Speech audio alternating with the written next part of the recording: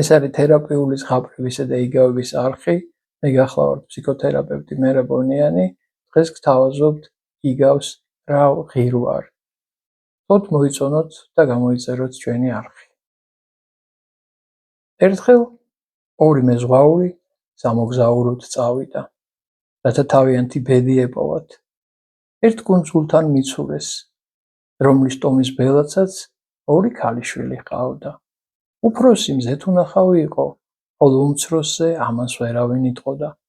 ერთმა მეზღვაურმა მეორეს უთხრა: მორჩა, ვიპოვე ჩემი ბედნიერება, აქ ვრჩები და ბელადის ქალიშვილზე ვქორწინდები. ო, მართალი ხარ, ბელადის უფროსი ქალიშვილი მზეთუნახავია, თან ჭკვიანი, სწორი არჩევანია, დაქორწინდი. ვერ გამიგე მეგობარო, ბელადის უმცროსი ქალიშვილი მომყავს ცოლად. შენ რა გაგიშდი? ის ხომ ისეთი არც ისეთი ლამაზია. ასე გადავწყვიტე და ამას გავაკეთებ. მეგობარმა თავის ბედის საძებნელად გზა განაგრძო. სასიზო კი ქალის დასანიშნად გაემართა. უნდა აღინიშნოს, რომ ტომს ასეთი წესი ჰქონდა: სასიზოს საპარტალძლოს გამოსასყიდად ძროხები უნდა მიერეკა. კარგი საპატარძლოსათვის 10 ძროხა იყო დაწესებული. მორეკა მეზღვაურმა 10 ძროხა და აი ახლა ბელადს. ბელადო, მე მინდა შენი ქალიშვილის ხელი გთხოვო და აი 10 ძროხა მოგგვარე. კარგი არჩევანია.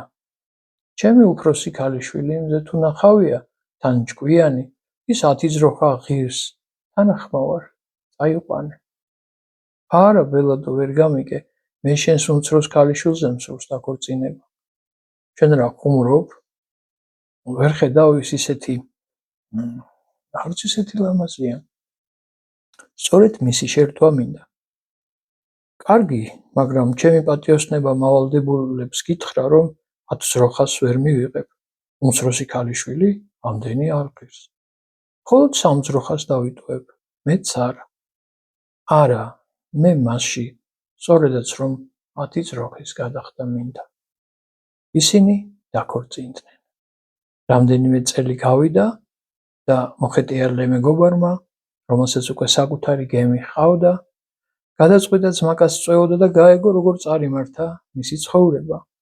მიცუგდა კუნძულთან, გაუყვა სანაპიროს და დაინახა, რომ მისკენ მზეთუნახავი მოდის. მეზღვაურმა ქალს კითხა, როგორ ეპოვა თავისი მეგობარი. მზეთუნახავმა მიასწავლა. მეზღვაური წავიდა და ხედავს, ზის მისი მეგობარი და გარშემო ბავშვები დარბიან. როგორ მიდის ცხოვრება? ბედნიერი ვარ. ამ დროს ის მზეთუნახავი შემოვიდა. აი, გაიცანი, ეს ჩემი ცოლია. როგორ მეორედ დაქორწინდი?